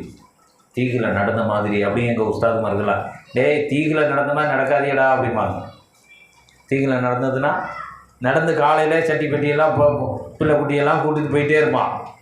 மாலையில் பார்த்தா அங்கே தான் நிற்பான். அவனுக்கு தான் விரோதமான தண்டனைகள் உலகத்தில். வெட்டுக்கிளி வந்தது, பேனா வரும், எதை பார்த்தா ரத்தம் இருக்கும், இதெல்லாம் அல்லாஹ் சொல்கிறான் குர்ஆன்ல. அவனுக்கு பலவிதமான தண்டனை, பலவிதமான அற்புதங்களையும் கொடுத்தான். அவனுக்கு பெரிய அல்லாஹ்வுடைய நியாமத்துலாம் கிடைச்சது. அதே மாதிரி வித்தியாசமான தண்டனைகளுக்கும் உட்படுத்தப்பட்டார்கள். ஏன்னா எவ்வளோ ஃபாஸ்ட்டாக போகிறோமோ அவ்வளோ பேர் அடி வாங்கணும்ல. 130 போனால் அடித்தா அந்த அளவு தானே, பார்ட்ஸ்லாம் உடைய தானே செய்யணும். 30 போனால் லைட்டாக இருக்கும். அப்போ அவனுக்கு நிறைய ஞானத்துக்கள் கொடுக்கப்பட்டதுனால உலகத்திலே நிறைய தண்டனைகளும் கொடுத்தாங்க. அல்லாஹ் கொடுத்தான். நீங்கள்லாம் கேள்விப்பட்டிருப்பீங்க, குர்ஆனில் படிச்சிருப்பீங்க. வெட்டுக்கிளி அவங்களுக்கு பிரச்சனையாச்சு, பேனு பிரச்சனையாச்சு, ரத்தம் பிரச்சனை, எல்லாமே அவனுக்கு வந்து விழுந்தது. காரணம் என்னென்னா அந்த பணிவு இல்லாததின் விளைவு தான். அப்போ நாம் நல்லா தெரிந்து கொள்ள வேண்டும், பணிவோடு இருக்க வேண்டும். பணிவோடு இருக்கணுங்கிறத புரிந்து கொள்ளணும். உமர் ரலியல்லாஹு அன்ஹு பற்றிய ஒரு வரலாறு, நீண்ட வரலாறு, சிம்பிளாக உங்களுக்கு சொல்லிடுறேன், ரொம்ப சுருக்கமாக சொல்லித்தரேன். உமர் ரலியல்லாஹு அன்ஹு ஆட்சியை பற்றி, காந்திங்கிற ஒரு இந்திய நாட்டினுடைய ஒரு பெரியவர், இந்தியா சுதந்திரம் அடைகிறது அந்த காலகட்டத்தில் பத்திரிகையாளர்கள் போய் கேட்குறாங்க, உங்களுடைய ஆட்சியை எப்படி கட்டமைக்க போகிறீங்க, ஃப்ரேம் பண்ண போகிறீங்க? இந்தியா ஆங்கிலேயர்களிடமிருந்து உங்கள் மீது தரப்பட்டு விட்டது, நீங்கள் ஆட்சி செய்ய போகிறீங்க, எப்படி ஆட்சி செய்வீங்கன்னு கேட்குறாரு. எதை மாதிரி ஆட்சி உங்களை வந்து சரி பண்ணும் அப்படின்னு கேட்டால் பதில் என்ன சொல்லணும்? எங்களுக்கு தெரியுங்க, நாங்கள் எங்கள் சொந்த மண்ணில் எங்கள் மூலமாக நாங்கள் செஞ்சுக்கிடுவோம் சொல்லலை. அவர் என்ன சொன்னார் தெரியுமா? உங்கள் எல்லாருக்கும் தெரியும். அரபு கண்ட்ரியில், அரபு நாட்டில் உமர் என்ற ஒரு ஹலீஃபா இருந்தார். உமர் என்ற ஒரு ஆட்சியாளர். அவருடைய ஆட்சியை இந்தியாவில் நாங்கள் ஃப்ரேம் பண்ணோம் சொன்னால் அதுதான் எங்களை வாழ வைக்கும்னு சொன்னார். ஆனால் அவர் செய்யலை. அவர் சொன்னதுனாலே என்னமோ தெரியலை, அவர் மேலே பல பஞ்சாயத்து. அது அப்படி சொன்னதுனாலவா அப்படிங்கிறதுலாம் எனக்கு சந்தேகமாக இருக்குது. அவர் பெரிய பேட்டி கொடுத்தாரு, கேள்விப்பட்டிருக்கீங்களா? உமருடைய ஆட்சி தான் இந்தியாவை சீரமைக்கும்னு சொன்னார். அப்போ ஒரு 1400 ஆண்டுகளுக்கு முன்னதாக நடந்த ஒரு வரலாற்று நாயகர் உமர் ரலியல்லாஹு அன்ஹு அவர்களை ஒரு முஸ்லீம் சொல்லிட்டா பரவாயில்லை, இஸ்லாம்ங்கிற கோட்பாடே தெரியாத ஒரு நபர் ஆட்சினா இப்படி தான் இருக்கணும் அப்படின்னு அடையாளப்படுத்துகிறார் என்று சொன்னால் எவ்வளோ பெரிய உச்சத்தை உமர் ரலியல்லாஹு அன்ஹு தொட்டிருக்காங்க. சாதாரண உச்சமாக. அந்த உமர் ரலியல்லாஹு அன்ஹு பஜாருக்கு போகிறாங்க. மால்கள். இப்போ நம்ம மால் ஒரு பில்டிங் உள்ளே போயிட்டா எல்லாமே கிடச்சிடும். குண்டூசிலேருந்து பெரிய அளவில் மால்கள், பெரிய பெரிய மால், அந்த மால் இந்த மால். ஒரு மாலுக்குள்ளே போனால் எல்லாம் கிடச்சிடும். அப்படி தானே இருக்குது. ஒரு ஒத்த நபர் வச்சுருக்க கடைக்கு போனாலே எல்லாம் வாங்கலாங்கிறான். ஒரே ஒரு நபர் வச்சுருக்க கடையிலேயே. சில மால்களில் பல ஓனர்கள் இருப்பாங்க. அதில் இல்லை. இதுதான் பஜார். ஒரு காலகட்டத்தில் சந்தைன்னு இருந்தது. அப்படி தானே. சந்தைக்கு போனால் அங்கே ஒரு பாட்டி நெல்லிக்காய் விற்றுக்கிட்டு இருக்கோம், இங்கே ஒருத்தர் கோழிக்காய் விற்றுக்கிட்டு இருப்பார், அங்கே ஒரு கோழியை விற்றுக்கிட்டு இருக்கோம். என்ன மால் சந்தை. இது முந்தைய காலத்துலேருந்து இப்போ கொஞ்சம் கொஞ்சம் இருக்குது. இன்னும் 5 வருஷம் போச்சுன்னா சந்தைலாம் காணா போயிடும். சந்தை நான்லாம் சின்ன பிள்ளையா இருக்கும்போது சந்தை தான். அந்த ஊர் சந்தைக்கு போகிறோம், இந்த ஊர் சந்தைக்கு போகிறோம், எல்லோரும் போய் சந்தையில் தான் போய் சாமான் வாங்க முடியும். அப்படி தான் இருந்தது. இப்போ மாடுகளுக்கு போய் நாங்கள் பர்ச்சேஸ் பண்ணோம். இப்போ மாடுகளுக்கும் வேணாங்கிறான். அவ்வளோ பெரிய கோடியை போட்டு நான் ஏன் செலவு பண்ணணும்? நான் ஒரு குடோன் வச்சுக்கிடுவேன், ஒரு ஆப் வச்சுக்கிடுவேன், அந்த ஆப்பில் நீ ஆர்டர் பண்ணி உன் வீட்டில் கொண்டு வந்து தரேங்கிறான். எவ்வளோ ஈஸியாக போச்சு. பல 100 கோடியை போட்டு பில்டிங் கட்டாமலேயே சாதாரணமாக என்ன செஞ்சிடும். ஏசி வசதி எதுவுமே கிடையாது. ஒரு குடோன், பெரிய குடோன், அது எப்படி இருக்குன்னு எனக்கும் உங்களுக்கும் தெரியாது. நீ அமேசானில் போய் ஆர்டர் பண்ணால் அவன் கொண்டு வந்து வந்துட்டு போயிட்டே இருப்பான். அப்படி வந்துட்டு அப்போ அந்த மாடுகளுக்கும் பிரச்சனை தான் போல் இருக்குன்னு 10 வருஷத்தில் மாடுகளுக்கும் பஞ்சாயத்தில் வந்து நிற்கும். சரி, எதில் தான் கொண்டு வந்து விடுறானோ பார்ப்போம், அது வேறு விஷயம்.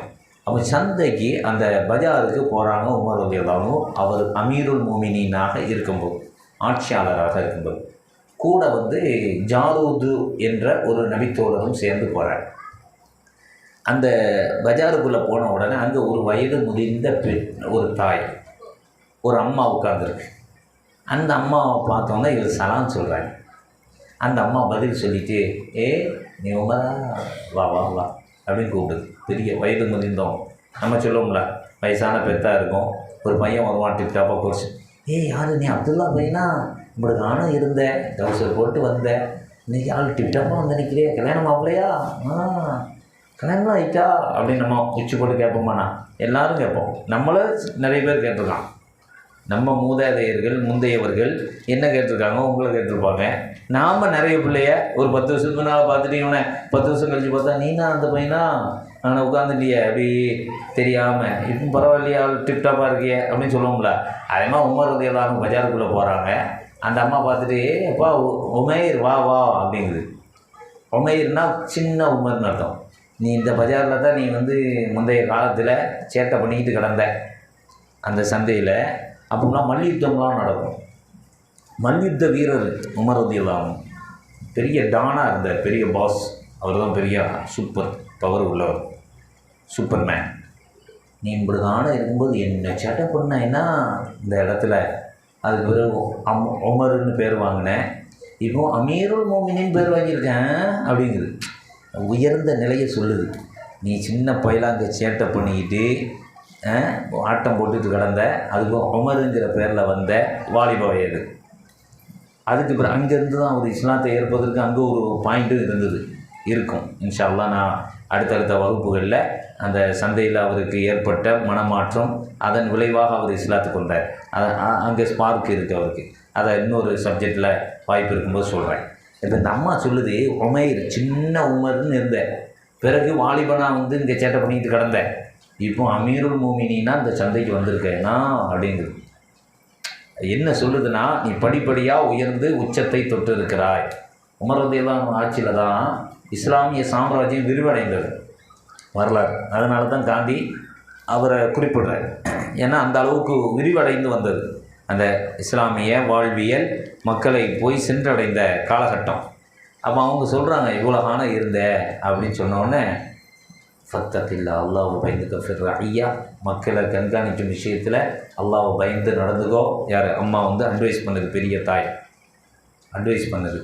நீ வந்து மௌத்தை பயந்துக்கோ, மரணத்தை பயந்துக்கோ.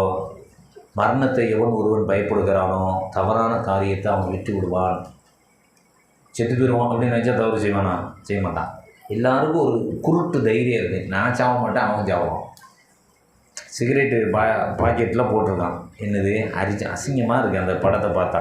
சிகரெட் அட்டை இருக்குல்ல, அந்த அட்டையில் என்னமோ அரிச்ச மாதிரி போட்டிருக்கான். நானும் முழுசெல்லாம் பார்க்கல, ஏன்னா நமக்கு அந்த பழக்கம் இல்லைல்ல.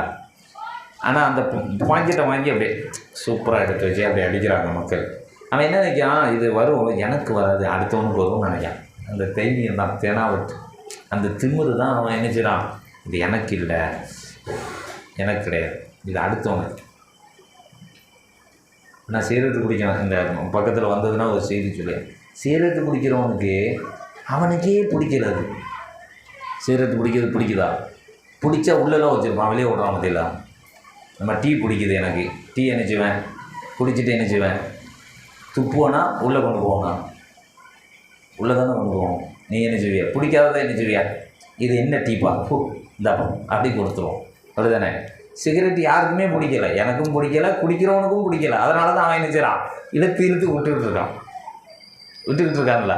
அப்போ சிகரெட்டு பிடிக்கிறவன் என்ன நினைக்கானா, இது எனக்கு வராது இந்த குருட்டு தைரியம். அப்போ அந்த அம்மா சொல்லுது, உமரே நீ அமீருல் மோமினா உச்சத்தை தொட்டிருக்கா, அல்லாஹுவை பயந்துக்கோ, மரணத்தை பயந்துட்டேன்னு சொன்னால் நேர்மையை தவற மாட்டேன், தவறு செய்ய மாட்டேன் அப்படின்னு சொன்னவங்க.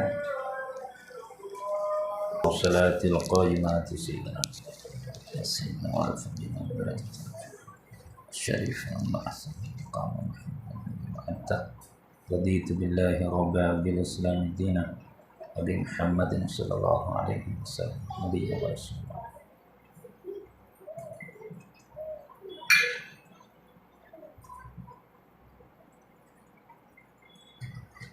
பிஸ்மில்லாஹிர் ரஹ்மானிர் ரஹீம். அப்போ உமர் ரலியல்லாஹு அன்ஹு அவர்களுக்கு அந்த பெரிய தாய், வயது முதிர்ந்த அந்த தாய் சொல்கிறாங்க, நீ என்ன செஞ்சுக்க, அல்லாஹுக்கு பயந்து நடந்துக்க, மரணத்தை அஞ்சி நடந்துக்க, தவறு உன்னிடத்தில் வராது என்று அந்த அம்மா சொல்கிறாங்க. ஃபபக்கா உமர் ரலியல்லாஹு அன்ஹு அப்படி அழுதுட்டாங்க. ஜாரூத் பக்கத்தில் நிற்கார்ல, அவருக்கு என்ன இந்த அம்மா இவ்வளோ அமீருல் மோமினின், ஜனாதிபதி இல்லை, ஆட்சியாளர், தலைவர், சாதாரண கவுன்சிலர்கிட்டே நம்ம பேசினா இன்னும் அவர் முன்னால் எப்படி பேசுகிறோம், நம்ம சத்தம் போடுவோம். அப்படி தானே? ஒரு மாவட்ட ஆட்சித்தலைவர்கிட்ட சட்டுன்னு பேச முடியுமா? பேச முடியாது. அப்படி இருக்கும்போது ஒரு அமீருல் மோமினின் வந்திருக்காரு, இந்த அம்மா அவருக்கு தெரியலை அந்த அம்மா யார். இவர் தெரிஞ்சுக்கிட்டார் இவர் யாருன்னு தெரியும். ஏன் இவ்வளோ பேசுறது கேட்டுக்கிட்டு இருக்கேன்னு உமர் ரலியல்லாஹு அன்ஹு அவங்கள்ட்ட அவர் கேட்கார். உமர் ரலியல்லாஹு அன்ஹு அப்போ தான் சொன்னாங்க, யார் தெரியுமா அந்த அம்மா? யார் தெரியுமா? இந்த அம்மாவை பற்றி உனக்கு தெரியலை. இந்த அம்மா யார் தெரியுமா? 58வது அத்தியாயத்தை படித்து கொட்டார். இந்த தாய் யார் தெரியுமா? கது சமி அல்லாஹு கௌலல்லதி துஜாதிலுக ஃபீ ஜௌஜிகா. தன்னுடைய கணவர் விஷயத்தில் நபியே உம்மிடத்தில் தர்க்கம் செய்தாலே, 58வது அத்தியாயத்தை எடுத்து தலைப்பை பாருங்கள், முஜாதலான்னு இருக்கும், தர்க்கம் செய்தல். இந்த அம்மா தன்னுடைய கணவர் விஷயத்தில் அல்லாஹுடைய தூதர்கிட்ட போய் ஒரு சட்டம் அல்லாஹ் உருவாக்கினான். அந்த சட்டத்தை அந்த அம்மா மூலமாக தான் உருவாக்கினான். நமக்கெல்லாம் என்ன தெரியும்? தலாக்கு, ஹுலா, இதுதான் தெரியும். அந்த காலத்தில் ஒரு வழமை இருந்தது, மனைவியை என்னுடைய தாய் அப்படின்னு சொல்லிட்டா அந்த மனைவி அந்தஸ்தை விட்டு விடுபட்டு விடுவார், அந்த இடத்த விட்டு வெளியேறிடுவாங்க. என் தாய்க்கு சமம் அப்படின்னு சொன்னால் அவளை வேணான்னு சொல்கிறதுக்கு அப்படி ஒரு மெத்தேடு. இந்த மெத்தேடு அரபுகள்கிட்ட இருந்தது. இப்படி அவர் ஹவுலா பின்த் ஹக்கீம், இந்த அம்மா தான் தங்கத்தாய். இந்த தாய் தான் உமர் ரலியல்லாஹு அன்ஹு சொன்ன உடனே அழுதாங்க. உமர் அழுததே இந்த தாயினுடைய சொல்ல கேட்டுதான். இந்த அம்மாவை பற்றி சொல்கிறார். அவங்க யார் தெரியுமா? அந்த அம்மா கது சமி அல்லாஹ் செவியேற்றான். நான் கேட்குறத நீ சொல்கிறிய, அல்லாவே இந்த அம்மாவுடைய சொல்லை செவியேற்று இருக்கிறான். அவங்க முகமது நபிகிட்ட என் கணவர் விஷயத்தில் நீ எனக்கு மாற்றி அமைச்சுட்டாங்கன்னு கேட்கும்போது, இல்லை இதுதான் சட்டம், நீ தலாக் ஆயிட்ட, மனைவியாக இருக்க முடியாது, அல்லாஹ் வேறு செய்தி தந்தால் தான் உண்டுன்னு சொன்னான். அப்போ நான் அல்லாஹ்ட்ட பேசுவேன்னு சொல்லிட்டு தஸ்தகி இலல்லா, அல்லாஹ்விடத்தில் தஸ்தகினா முறையிட்டார். வல்லாஹு யஸ்மஉ தஹாவரக்குமா, அவர் முறையிட்டதை அல்லாஹ் செவியேற்று கொண்டான். அல்லாஹ் அந்த அம்மா முகமது நபிகிட்ட கேட்குது, முகமது நபி முடியாதுன்ட்டாங்க. அப்போ அல்லாஹ்ட்ட நான் போகிறேன். தஸ்தகி இலல்லா, அல்லாஹ்விடத்தில் முறையிட்டார் அந்த அம்மா. வல்லாஹு யஸ்மஉ தஹாவரக்குமா, அல்லாஹ் அவருடைய வார்த்தைகளை செவியேற்று வேறு பரிகாரத்தின் ஊடாக சேரலாம்னு சொன்னான். உமர் ரலியல்லாஹு அன்ஹு அதை சொல்கிறாங்க. இந்த அம்மாவுடைய சொல்ல அல்லாவே செவியேற்றிருக்கா, நான் சாதாரண அமீரு, நான் கேட்காம இருப்பேனா? ஆக்கவும் அழிக்கவும் சக்தி பெற்ற அல்லாஹ்வே செவியேற்று இருக்கும்போது இந்த அம்மாவுடைய சொல்லை செவிதாழ்த்தி கேட்டு அதுக்கு ரிப்ளை பண்ணான்னு சொன்னால், நான் சாதாரண மனுஷன் இல்லையா, இந்த அம்மா சொல்ல நான் கேட்டுத்தானே ஆகணும்னு சொன்னாங்க. அப்போ தான் அவருக்கே தெரியும் இந்த அம்மா தான் அந்த ஆள், கௌலா பின்த் ஹக்கீம் தான் இந்த வசனம் அருளப்படுவதற்கே காரணமாக இருந்தவங்க. சூரத்து முஜாதலா 58வது அத்தியாயத்தினுடைய முதல் 5 வசனங்களை பார்த்தீங்கன்னு சொன்னால் இவங்க குடும்ப விஷயமாகவே இவர்கள் குடும்பத்தை மையப்படுத்தி நமக்கு எல்லாருக்கும் ஒரு சொல்யூஷன் தந்திருக்கான். அல்லாஹ் ஒரு தீர்வை தந்திருக்கான். அப்படிப்பட்ட அம்மையார் அப்படின்னு அவர் சொல்லி அழுதார். எதுக்கு சொல்லுவார்னா, உச்சத்தை தொட்டவர் அந்த அம்மா நீ உயர்ந்து நிற்கிறாய் என்று சொன்ன போது அவருடைய பணிவு தான் அங்கே மேலே நிற்கும். அப்போ பணிவு என்பது மிக முக்கியமானது. உலகத்தில் பணிவு இருந்தால் மட்டும்தான் நம்ம உயரத்தை தொட முடியும். ஆசை இருக்குது, ஆனால் பணிவு இல்லைன்னு நடக்காது. அப்போ பணிவை நாம் என்ன செய்யணும், பிள்ளைகளுக்கு சொல்லிக் கொடுக்கணும். நாம் பணிவாக நடந்து காட்டணும். நான்லாம் யாருக்கும் கட்டுப்பட மாட்டேன், அது தருதலைன்னு அர்த்தம். என் பேச்சை நானே கேட்க மாட்டேன், அது ரொம்ப தருதலைன்னு அர்த்தம். சில பேர் சொல்லுவான், முடிவு எடுத்துட்டா என் பேச்சை நானே கேட்க மாட்டேன், பெரிய தருதலை. இந்த தருதல்லாம் இன்றைக்கி தலைவராக வந்துக்கிட்டு இருக்கு என்சிய. அப்படிப்பட்ட தருதல்லாம் தன்னை தலைவராக அறிவித்து அதுக்கு முன்னாலேயும் முகமது அப்துல்லாம் பேர் வச்சோம் பின்னால் அலையிறான். அப்போ இவனுக்கு ஒரு மண்ணும் தெரியலை, தெரியாதனால தான் அவன் பின்னாலே போய் நிற்கிறான், போஸ்டர் அடிக்கிறான், பேரை போடுறான் முஹம்மது அப்படின்னு. முகம்மது யாரும் தெரியுமா? முகமது ஸல்லல்லாஹு அலைஹி வஸல்லம் பேரை வச்சுக்கிட்டு தருதலை பின்னால் போய் நிற்கக்கூடிய ஒரு அவல நிலையில் இந்த இஸ்லாமிய சமூகம் இருக்குது. அல்லாஹ் காப்பாற்றணும். சரி, அப்போ பணிவு என்பது மிக முக்கியமானது அப்படிங்கிறத புரிந்து கொள்ளணும். அடுத்து இன்றைய வகுப்பில் உங்களுக்கு பணிவு சம்பந்தமான பாடத்தை எடுத்தேன். அந்த பாடத்தில் இடையில 31வது அத்தியாயத்தினுடைய லுக்மான் என்ற அத்தியாயத்தினுடைய செய்திகளை நாம் என்ன செஞ்சோம், உங்களுக்கு செய்தியை பகிர்வு தந்தோம். அதில் லுக்மான் என்ற அந்த நல்லவர், அந்த பெருமகனார் தன்னுடைய மகனுக்கு செய்த உபதேசம்தான் இன்ன ஷிர்கல் துல்முன் அதீம், இணை வைப்பு என்பது பெரிய பாவம் அப்படின்னு சொல்லி கொடுத்தாங்க. அப்போ இணை வைப்பு, அதான் நான் முந்தைய வகுப்புகளெல்லாம் சொல்லியிருப்பேன். அல்லாஹுவை வணங்குனா அல்லாஹுவுக்கு பிடிக்காது, அல்லாஹுவை வணங்குறது அல்லாஹுக்கு பிடிக்காது, அல்லாஹுவை மட்டும் வணங்குறது தான் பிடிக்கும். ஏற்கனவே சொல்லியிருப்பேன், பழைய மக்களுக்கு புரியும், புதுசாக வந்தவங்களுக்கு தான் நான் சொல்கிறது புதுசாக இருக்கும். அல்லாஹுவை வணங்கினா அல்லாஹ் தான் எல்லோரும் வணங்க. அபுஜெயில் யாரை வணங்கினா? அல்லாஹ் தான் வணங்கினா. அபுஜெயில் யாரை வணங்கினாப்புல? அல்லாஹ்வையும் ஏற்றுக்கிட்டான். எங்கள் சாமிகளும் எங்களுக்கு ஹெல்ப் பண்ணணும்னா. இப்போ இருக்க முஸ்லீமும் அப்போ இருந்த முஸ்லிக்கும் ஒரே மாதிரி தான் இருந்தான். எங்கள் அவுலியாக்கமாரும் எங்களுக்கு செய்வாங்க, அல்லாஹ்வும் செய்வான். இதுதானே ஃபண்டமெண்டல் மாற்றம் இல்லையே, ஒரே இதுதான், சப்ஜெக்ட் ஒன்று தான், எந்த ஒரு வித்தியாசமும் இல்லை. காலம்தான் மாறி நிற்கிது. 1500 வருஷத்துக்கு முன்னால் அபுஜெயில் உத்துபா அவங்கெல்லாம் என்ன செய்ய, அல்லாஹ்வை ஏற்றுக்கொண்டோம், வல்லாஹ் வல்லாஹ் அப்படி தான் சொல்லுவான். அல்லாஹ் மீது ஆணையம், தரப்பில் காபாவுடைய இரட்சகன் மீது ஆணையாக அப்படி தான் சொல்லுவாங்க. ஆனால் காபாவில் நாங்கள் சிலையை வச்சு வணங்குவோம். எங்கள் முன்னவர்கள் முன்னிறுத்தாமல் எங்களுடைய காரியம் நிகழாது. இதைத்தான் உடைச்சாங்க அல்லாஹுடைய தூதர். என்னடா முன்னவர்கள், அல்லாஹ் சொன்னது, அல்லாஹுடைய தூதர் நான் சொன்னது தாண்டா உனக்கு பாடம், அதாண்டா மார்க்கம். முன்னவன் சொன்னதெல்லாம் செல்லாதுன்னு சொல்லி அல்லாஹுடைய தூதரை எதிர்த்து சொல்லும்போது தான் அவன் எதிரியாக மாறினான். அது வரைக்கும் தங்கத்தட்டில் வச்சு தான் ரசூல் ஸல்லல்லாஹு அலைஹி வஸல்லம் அவருக்கு பார்த்தாங்க. அந்த மக்கள் எப்படி பார்த்தான்? தங்கத்தட்டில் வச்சு தூக்கினான். அப்போ அல்லாஹுடைய தூதர் உடைச்சது என்ன? முன்னவர்கள் செய்ததை தூக்கி வீசுனாங்க. அல்லாஹு சொன்னது, அல்லாஹுடைய தூதர் நான் அங்கீகாரப்படுத்தியது மட்டும்தான் மார்க்கன்னாங்க. இன்றைக்கும் நம்ம என்ன செய்கிறோம், முன்னவர்கள் சொன்னாங்கங்கிற இதை பிடிச்சி நிற்கிறோம். அந்த கொடி செல்லாது. அந்த கொடியை பிடிச்சிக்கிட்டு நின்னோன்னு சொன்னால் செல்லாது. அந்த கொடி தவறை தான் கொண்டு போய் விடும். அல்லாஹ் சொன்னான், அல்லாஹுடைய தூதர் சொன்னான், இந்த 2 வழிமுறை தவிர எதுவுமே நமக்கு செல்லா காசு தான். செல்லாமல் போயிடும். 2000 ரூபா நோட்டை இப்போ தூக்கிட்டு வந்தால் செல்லுமா? செல்லாது. அதே தான். அப்போ முன்னவர்கள் என்ற நிலைப்பாடே வரக்கூடாது. அல்லாஹுடைய தூதர். அப்போ அல்லாஹுடைய தூதர் அதை தான் போதிச்சாங்க. அந்த லுக்மான் தன்னுடைய மகனுக்கு சொன்னது ஃபஸ்ட்டு உபதேசமே இன்ன ஷிர்கல் துல்முன் அதீம், அல்லாஹுக்கு இணையாக எப்பொருளையும் எவனையும் எந்த உயிரினத்தையும் கொண்டு வரக்கூடாது.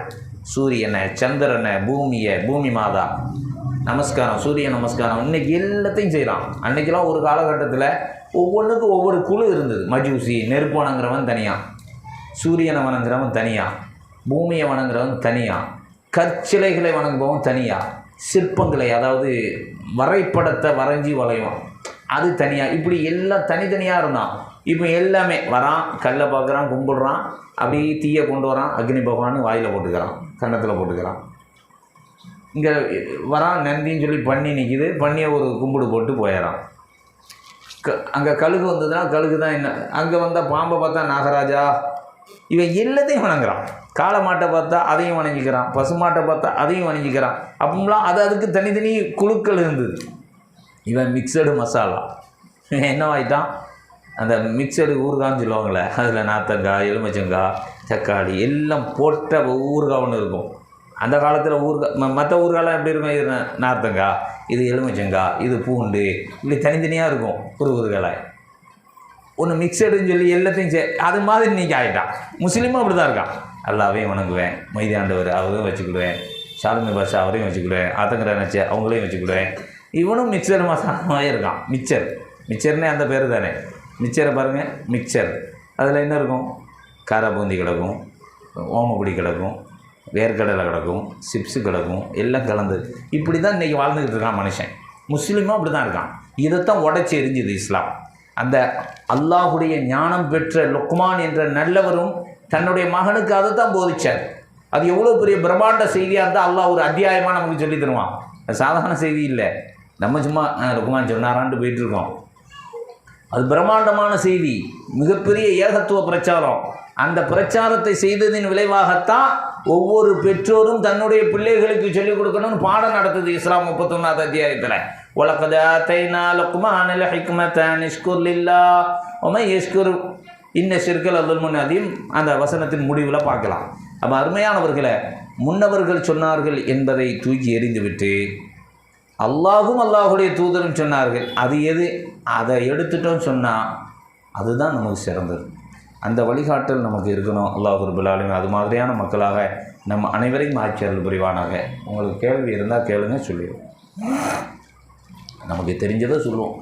கேள்வி சொல்லித்தான் ஆகணும். இல்லை பதிலே நமக்கு அல்லாஹ் ரப்பல் ஆலமீன் அந்த சிந்தனையில் எதை தந்தானோ குர்ஆன் ஹதீஸிலேருந்து நம்ம என்ன செய்வோம் உங்களுக்கு சொல்லித்தரோம்.